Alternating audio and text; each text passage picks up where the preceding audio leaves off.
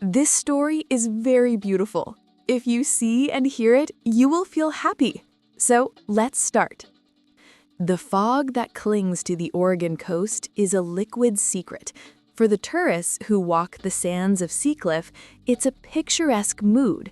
For Ben Carter, a marine biologist operating out of Newport, it was a curtain hiding phenomena his instruments could barely comprehend. But for Queen Lyra, it was her world's fragile ceiling. Her kingdom, Pacifica, shimmered 1,000 feet below the waves, a city of bioluminescent coral and sculpted basalt nestled in an undersea canyon.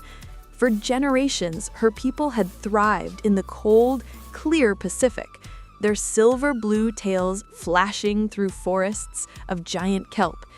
Lyra, with eyes the color of sea glass and hair like spun moonlight, ruled with a steady hand, her reign as peaceful as the gentle currents that fed their home. It began as a whisper, a patch of dead water where nothing grew. Then, a patrol of 3 mermen vanished from the northernmost reef. When their bodies were found, they were not torn or broken, but withered, their scales coated in a greasy, black substance that seemed to suck the light from the water. Fear, a forgotten emotion in Pacifica, began to coil in the city's heart. Lyra swam to the site herself, her royal guard flanking her. The water grew colder, the usual symphony of the sea replaced by a sickening silence. Before them, the vibrant kelp forest was a graveyard of decaying black stalks. From the abyssal darkness below, something vast shifted. Lyra felt it not with her ears, but as a pressure against her soul, a deep, predatory hum that vibrated through her bones. A shadow, larger than any whale, blotted out the distant glow of Pacifica. 2 points of sickly yellow light ignited within it, eyes filled with ancient hunger. This was the Gloomfang, a legend her people only spoke of in hushed warnings. Back in his lab, Ben Carter stared at his sonar screen, baffled. He was tracking an unprecedented seismic anomaly, but it wasn't geological. It moved. "It's like a hole in the ocean," he muttered, tracing the void on his monitor. It was absorbing sound, light, everything. Interspersed with the dead zone were frantic, high-frequency pings he'd never encountered, the panicked communication of Lyra scouts. The Gloomfang's influence spread. The black blight crept closer to Pacifica, its touch draining life and color. The city's light began to dim. The merfolk panicked, their elegant city turning into a cage. Lyra knew she couldn't fight the creature. It was a physical manifestation of the abyss itself. An ancient, blind elder, her scales faded to the color of pearls, gave Lyra the only sliver of hope. "The Gloomfang is not of our water," the elder rasped, her voice thin as sea foam. "It is shadow, and only the sunken light can push it back.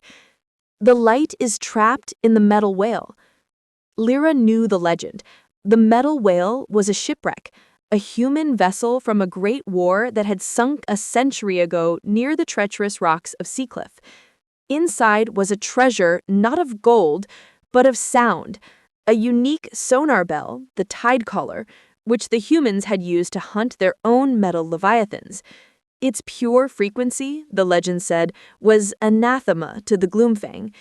To retrieve it meant swimming into the shallows, into the noisy, polluted world of humans. It was a suicide mission. But watching her city's light fade, she saw no other choice. Under the cover of a storm that lashed the Oregon coast, Lyra swam upward. The pressure changed. The water grew warm and murky, and the roar of the surface was deafening. She found the wreck, a rusted steel carcass draped in seaweed, its bones groaning in the surge. At the same time, Ben Carter, unable to ignore the bizarre readings any longer, convinced his superiors to let him take the Odyssey, a small deep-sea submersible, for a closer look. He piloted it through the churning storm waters, his sonar painting a picture of the old wreck. And something else, something massive and alive, moving toward it. Lyra found the bell inside the corroded comms room. It was smaller than she expected, a heavy bronze dome. As her fingers touched its surface, a faint, pure chime echoed through the water. It surged from the depths, a hurricane of shadow and teeth. The shipwreck screamed as the monster's form collided with it. Lyra was thrown against a bulkhead, the tide collar clattering from her grasp. The water filled with the monster's suffocating presence. Suddenly, the wreck was bathed in brilliant white light. Ben, stunned by the sight of the colossal beast on his monitor, had instinctively hit the Odyssey's external floodlights. The beams sliced through the murk, striking the bronze bell. The effect was explosive. Amplified by the human technology, the bell didn't just chime, it screamed a chord of pure, resonant light and sound. The Gloomfang recoiled as if struck by lightning, its shadowy form dissolving at the edges. It let out a silent, soul-tearing shriek and fled back into the crushing blackness of the abyss. In the swirling chaos, Ben saw her. For 3 clear seconds, his floodlights illuminated a queen from another world, her sea glass eyes wide and her hand outstretched. He saw her grab the bell, a look of grim triumph on her face, before she kicked her powerful tail and vanished into the darkness the monster had vacated. Ben sat in his submersible, his heart hammering against his ribs, and the world he knew shattered forever. He had the footage, proof that would change humanity. Lyra returned to Pacifica a savior. The tide collar, now mounted in the city's center, pulsed with a soft, protective light, its frequency a shield that kept the deep darkness at bay. Her people were safe. On the surface, Ben Carter deleted the file. He classified the event as an unexplained equipment malfunction during extreme weather. He couldn't be the one to expose her. He couldn't risk turning her world into a circus, a specimen, or a target.